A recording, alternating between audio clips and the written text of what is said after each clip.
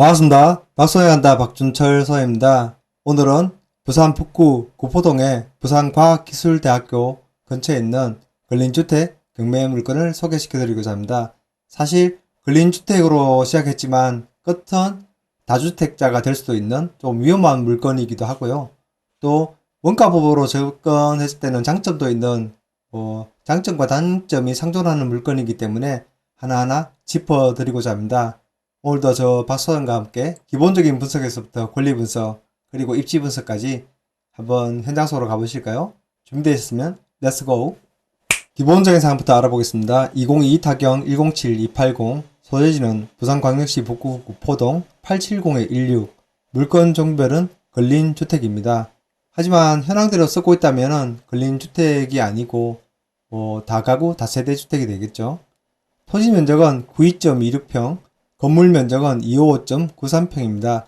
나중에 설명드리겠지만 지금 현 건축비를 400, 500 정도 놓고 본다면 지금 255.93이라는 건물 면적을 치면 한 12, 13억 정도 되는 거거든요. 이거 원가법으로 따졌을 때 현 최저 매각 가격 자체가 굉장히 메리트는 있다라고 보여집니다. 일단은 감정가는 17억 6천 17만 1220원, 최저가는 41%인 7억 2천 96만 6천원입니다.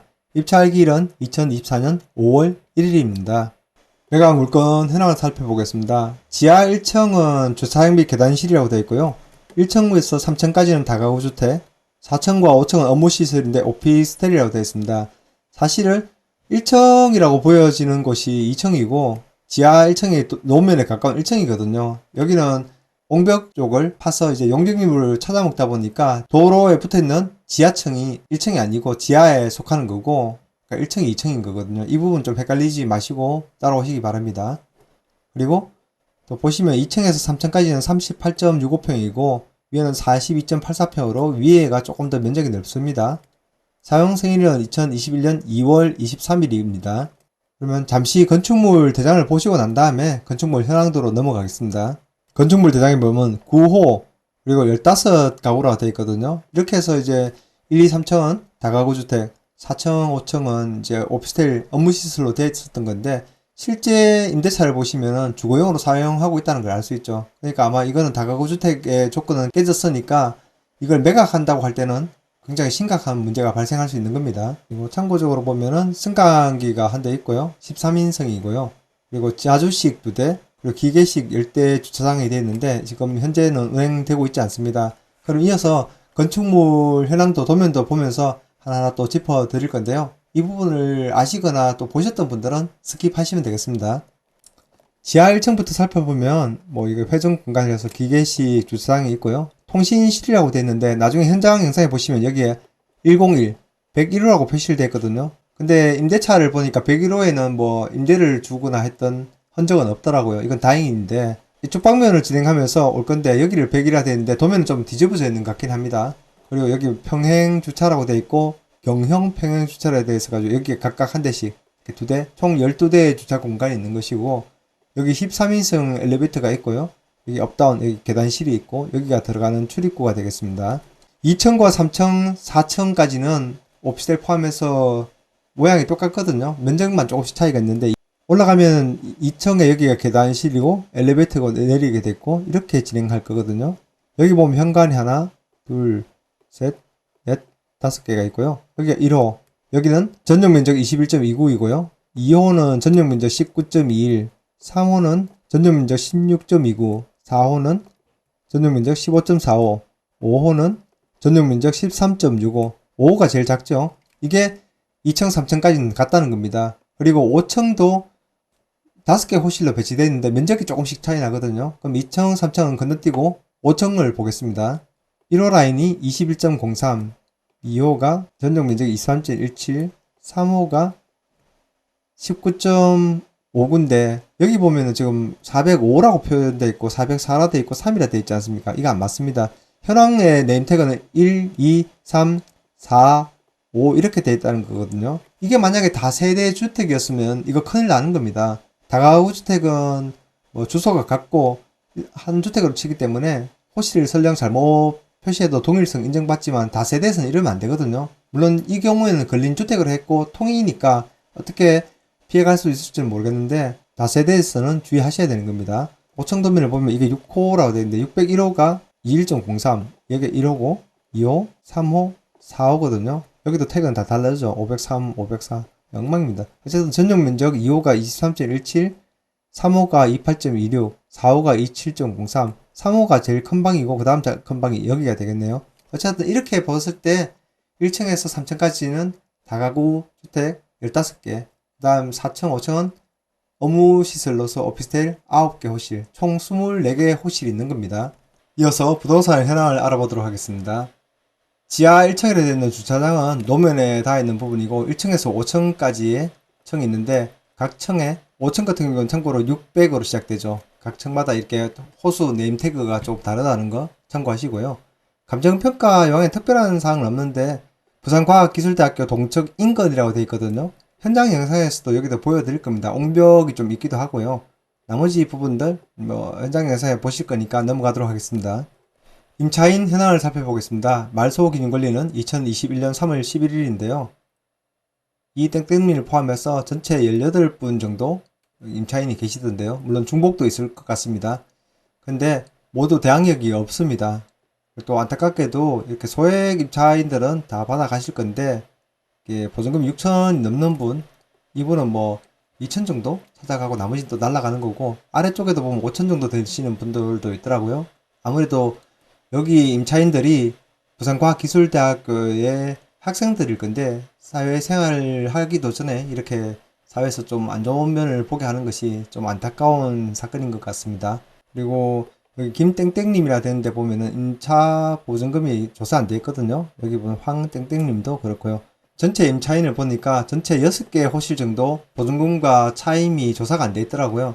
그런 걸 감안했을 때도 임차인 수 18명에 보증금 2억 5,600 그리고 월세는 249만원이라 되어 있으니까 여기 아까 건축물 대장에서 9개 호 플러스 15개 호실 총 24개 호실이라고 보면은 지금 조사된 거에서 또 6개가 빠졌으니까 보증금과 월세 규모는 이것보다 훨씬 높을 것 같습니다.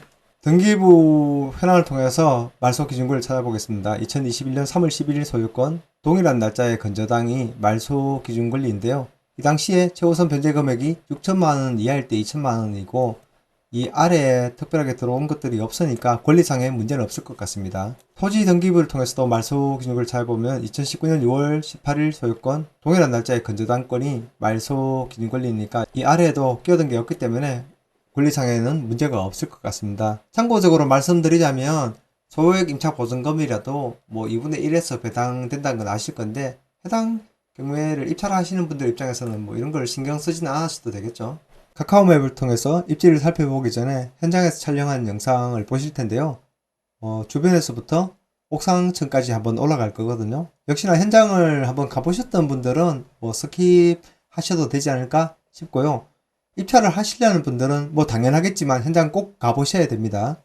자, 그럼 또 시청에 방해된 저는 잠시 지금 보이는 오른쪽 길이 차가 그 다음 올라가기 편하고요. 저 직선에서 보이는 오른쪽으로 꺾어 가는 길은 굉장히 좁거든요. 나중에 로드뷰를 한번 보여드리겠습니다. 여기도 경사도가 상당히 있는 곳이고 해당 건물이 지어진 곳도 이렇게 옹벽 쪽에 일부를 깎아서 용적률을 찾아 먹고 건축한 경우이거든요. 아무튼 부산과학기술대학교 앞에 있다고 하지만 이 벽을 넘어서 학교 갈 수 없기 때문에 조금 둘러서 가게 돼 있는 구조입니다. 그리고 제가 찾아간 날은 비 오고 바람이 좀 부는 날이었거든요. 그래서 그런지 좀 접근성이 더 안 좋게 느껴졌습니다. 아마 날씨 탓이겠죠. 조금 진행하다 보면 아까 말씀드렸던 101호라고 표시된 거 여기 실제로 뭐 세를 주거나 그랬던 흔적은 없는데 일단 101호라고 표시를 했더라고요. 지금 지하 주차장 쪽을 볼 건데요. 벽면 쪽에는 유치권 행사 중이라는 F4지가 하나 이렇게 붙어 있긴 하더라고요. 이게 뭐 유치권을 진짜 행사하는 건지 모르겠고요. 항상 이런 경매 현장에 가보면 이렇게 꽃이 피어 있죠. 우편물에 보면. 그리고 지금 잠시 멈출 건데 여기 보면은 공용이나 201호 말고 2, 3에 보면 또 전력이 한 개, 계량기가 없죠. 304, 303도 없고 302도 없지 않습니까? 여기 전기로 미납 때문에 아예 계량기 자체를 철거해 버렸더라고요. 지금 이런 상황이고 몇 개 호실에서는 제가 현장 임장 갔을 때 보일러가 돌아가는 소리가 들리더라고요. 제가 임장을 다녀온 건 한 달 전이었거든요. 그때 좀 추워서 그런지 보일러가 돌아가는 소리가 들렸는데 아마 사람이 살고 있는 호실도 있는 것 같았습니다. 근데 나머지는 이렇게 많이 계량기를 떼갔다는 거 참고로 보시면 될 것 같고요. 왼쪽으로 가서 아까 올라온 다른 길목을 보여드릴 건데 상당히 길이 좁고 이렇게 급컵으로 올라와야 되기 때문에 큰 차가 올라오기는 좀 불편해 보였고요. 바로 옆 주택은 부산과학기술대학교 기숙사 같이 사용하고 있다라고 되어 있더라고요. 그러니까 아마 여기도 그런 용도로 또 학생들 수요로 해서 운영하면 되지 않을까 그런 생각은 들었습니다. 물론 오피스텔을 어떻게 세팅하냐는 별개의 문제입니다. 그리고 입구에 이게 경매가 진행되고 있다는 안내문도 붙어 있었고 주차장에서 들어오는 곳 쪽 바로 앞에는 승강기도 있었는데요. 역시나 운행되고 있지는 않았습니다. 1층 그러니까 201호로 올라갈 건데요. 낮인데도 불이 안 들어오니까 좀 어두워서 보조 핸드폰으로 이렇게 켜서 촬영을 했는데요. 좀 가까이 찍다 보니까 좀 흔들렸습니다. 여기가 지금 201호인 거고요. 그리고 오른쪽 시계 방향으로 가면서 2호, 3호, 4호, 5호 이렇게 2층에 5개 호실로 되어 있는 겁니다. 그리고 2층, 3층은 똑같기 때문에 그냥 영상은 좀 흔들렸기 때문에 건너뛰도록 할게요. 똑같습니다. 그리고 4층까지도 그러니까 500호로 시작하는 것도 좀 건너뛰고 6층 보여드리겠습니다. 6층인데 구조는 똑같죠? 근데 방만 4개 있다는 거거든요. 업무시설, 그러니까 오피스텔로 된 게 여기가 601호 그리고 다음에는 당연히 시계 방향으로 2호, 3호, 4호인데 아까 건축물 현황도에서는 또 다르게 표시되어 있다고 했죠. 그러니까 그런 거 무시하시고 보셔도 되는데 이게 다세대였다면 큰일 나는 거라는 거 알고 계시면 될 것 같고요. 이제 옥상으로 올라가 볼 거거든요. 안내문에 보니까 방수공사를 위해서 뭐 출입 어쩌고저쩌고 이런 표지가 예적게 있던데요. 가보시면 방수공사는 어느 정도 돼 있다고 볼 수 있습니다. 그리고 멀리 부산과학기술대학교를 보는데요. 보시다시피 이렇게 바로 가로질러 갈 수 없는 구조란 건 아실 것 같죠? 펜스도 돼 있고요. 그리고 멀리 돌아보는데 일대는 주로 빌라로 구성되어 있고 저층 주택인데 4층 또는 3층 원룸으로 된 게 거의 없더라고요. 해당 영상은 여기까지 보도록 하겠습니다. 해당 경매 물건이 있는 여기서 보면은 학교를 등교하기 위해서는 이렇게 가거든요. 나와서 이렇게 올라갈 겁니다. 근데 여기 차로 제가 이렇게 진행을 해봤는데 여기까지 가는데도 경사도가 좀 있고 특히 이 학교에서 이렇게 올라오는 오르막 굉장하더라고요. 여기 학교 다니는 학생들 굉장히 뭐 탄탄할 것이라는 생각이 듭니다. 어쨌든 학교와 가깝다고 하지만 이쪽으로는 아까 통행이 안 된다고 말씀드렸지 않습니까? 그러니까 이렇게 돌아와서 학교를 가야 되는데 그나마 이 아래쪽에 있는 방들보다는 접근성은 좋은 건 맞습니다. 근데 이 접근성이 좋다는 걸 뒤집어서 내가 친구들하고 치맥하러 가거나 뭐 짜장면 한 그릇 사 먹으러 가야 된다 이러면 갔다가 이 오르막 올라오면은 배 다 꺼질 수도 있겠다는 생각이 들었습니다. 물론 젊음의 패기로 뭐 이거 커버할 수 있지 않겠나 싶긴 한데요. 아무튼 장점과 단점이 다 있는 겁니다. 그리고 근처에 보시면은 무슨 빌라, 화인 빌라, 뭐 빌라라고 되어 있지 않습니까? 이 근처는 저층 빌라가 좀 많고 또 단독주택 위주로 좀 많이 구성되어 있더라고요. 그런데 얘 같은 경우는 2021년도에 지어졌으니까 이 근처에서는 아마 얘가 가장 신축 건물이 아닐까 싶고요. 심지어는 엘리베이터도 있는데 여기 가보시면 아시겠지만 주차가 굉장히 열악합니다. 근데 여기는 어쨌든 기계식 주차장이 있고 12대 정도 주차가 되니까 이 부분도 분명히 장점은 맞는 겁니다. 그리고 연면적도 아까 255평 정도 되니까 원가법으로 들어가 보면은 뭐 이게 한 13억 정도 가치가 되니까 뭐 이런 건물 요즘 그 가격으로 못 지을 거거든요. 그렇게 보면은 장점도 많은 건물은 맞습니다. 기타 이 근린주택에서 봤을 때는 편의시설 피자의 땅 되는 이 라인 쪽에 뭔가가 좀 많이 있더라고요. 이렇게. 그러니까 이 아래까지 내려가야지 뭔가 기본적인 것들 편의시설이 좀 갖춰져 있으니까 살짝 걸어야 된다는 단점은 분명히 있어 보였습니다. 또 근처에 실거래가를 뽑아보기 위해서 한번 필터값을 2015년도부터 한번 줘봤는데요. 여기 지금 511만이나 429만원은 동일한 컨디션이 아니거든요. 여기 보면은 2017년 3월에 429만 거래됐던 것은 2층이고 1990년 건축이고 그나마 2018년 12월에 838만 5천원에 거래됐는 것이 지하 1층, 지상 3층 1991년 건물이거든요. 아마 여기도 비탈면을 용적률을 찾아먹지 않나 싶은데 아무튼 91년도 건축이고 여기 찾아보니까 승강기가 없더라고요. 그런 조건에서 봤을 때는 뭐 해당 경매 물건이 비교 우위에 있다고 보여지고요. 여기 1183만원 거래된 건 한번 볼까요? 17년 6월에 거래됐는데 2011년식이고 4천 건물이네요. 근데 여기도 살펴보면 승강기가 없거든요. 이렇게 봤을 때 여기서 4천 정도로 지어졌는 비슷한 컨디션의 원룸이 있다면은 최소 1,000만원 정도 잡아줘야 되는데 대지 건물 포함했어요. 92평이니까 9억 2천 정도 가치는 미니멈으로 잡을 수 있다라고 보여지고요. 그러니까 현 최저 매각 자체가 7억 초반대니까 충분히 가격적인 부분만 본다면 메리트가 있는 건 맞습니다. 저는 항상 보수적인 투자를 좀 추구하거든요. 근데 아까 제가 연면적 말씀드릴 때 255점 뭐 반올림하면 256평인데 255평에 평당 한 400만원만 놓고 계산해봐도 10억 2천만 정도 나오더라고요. 이걸 500만원 올리면 뭐 12억 7천 정도 되니까 얼마를 놓느냐 따라 다른데 건물하고 토지를 원가법으로 풀어가자면은 지금 현 최저 입찰 가격 자체가 7억 2천만 원이니까 가격적인 부분에서는 분명히 메리트가 있는 건 사실입니다. 그런데 전체적으로 울산의 학교도 그렇고 부산의 학교도 그렇지만 학령 인구 자체가 줄고 있지 않습니까?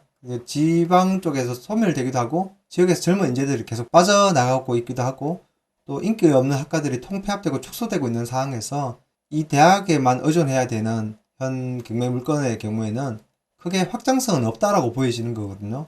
근데 이것보다 더 큰 문제는 1층에서부터 3층까지, 그러니까 201이라고 표현했지만은 편의상 1층에서 3층까지는 다가구 주택이지만 4층, 5층을 업무시설, 오피스텔이라고 만들어 놨고 여기다가 임대를 주는 순간에 어떤 문제가 발생하냐면 이걸 매각한다고 하면은 분명히 1가구 1주택 혜택 못 받습니다. 그리고 다주택자로 전환되겠죠. 원래 다가구 주택도 하나하나 뜯어서 팔면은 다세대처럼 취급되는 것을 통으로 팔기 때문에 한 1가구 1주택으로 봐주는 건데 4층, 5층을 주거용으로 사용했다 이런 순간에 다주택자로 분류될 확률이 아주 크거든요. 이런 리스크를 져야 되는 문제가 있기 때문에 문제가 있는 거고 또 여기를 중개하시는 분의 입장에서도 여기를 어떻게 설명해야 될지에 대해서 분명히 자기가 책임이 따른다는 부분도 중개사한테는 굉장히 압박이 될 겁니다. 지금 같은 전세 사기가 많고 이런 상황에서는요. 단순히 싸다라는 관점만 보시지 말고 여기에 대해서 입찰하시는 분들은 다각도로 보셔야 됩니다. 물론 1에서 3층까지 방을 임대 놓는 것은 분명히 문제가 없거든요. 4층, 5층에다가 사무실, 그러니까 오피스 수요로 맞출 수 있다는 자신감이 있거나 또는 뭐 적절하게 돌리다가 양도 시점에 또 바꾼다든지 입실과 퇴실이 잘 맞을지 모르겠지만 이런 것들을 생각하면 이 부분이 크게 투자 메리트가 있을 것인가 좀 의문이 좀 들더라고요. 가격적인 부분 빼고요. 제가 설명드린 영상을 보시고 투자하시려고 하시는 분들은 이런 단점이 있다는 것들도 분명히 알고 접근하셔서 판단하셔서 입찰하시면 될 것 같습니다. 제 영상이 도움이 되셨길 바라고요. 그렇다면 좋아요도 누르시고 구독도 해주시고 그리고 응원의 댓글도 해주십시오. 물론 디스 글 적으시면 당연히 제가 차단하니까 그런 것을 무위라고 합니다. 그런 행동을 하지 마시고요. 그럼 다음에 또 다른 영상에서 뵙도록 하겠습니다. 이만.